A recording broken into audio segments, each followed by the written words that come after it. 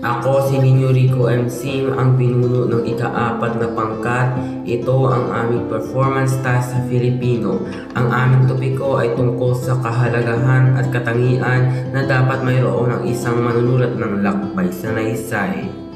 Ang aking mga miyembro ay sina Joped V. Maliksi, Juvain Javier, Christine Joy Paldas, at si Alea Huntilano Cariaga.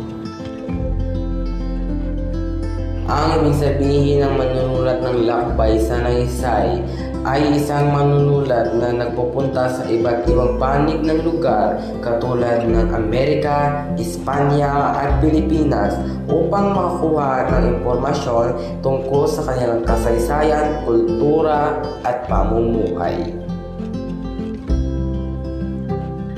Ang kahalagahan ng manunulat na lakbay sa naysay ay kumukuha ng mahalagang impormasyon tungkol sa nakaraan, katulad ng kultura, ng ano-ano ang rason bakit umulat ang isang bansa, mga bayani na lumalapat upang makamit ang kalayaan at marami pang iba.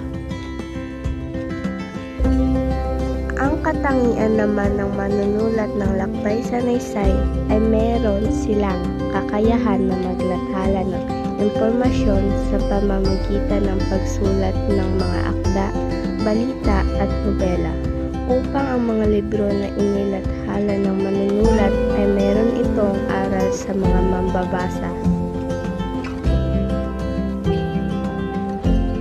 Konklusyon, ang manunulat ng lakbay sa naysay, hindi lamang sila sumusulat ng akda, kundi sila ang nagbibigay ng impormasyon sa mga mambabasa tungkol sa mga nadiscovery ng mga manunulat.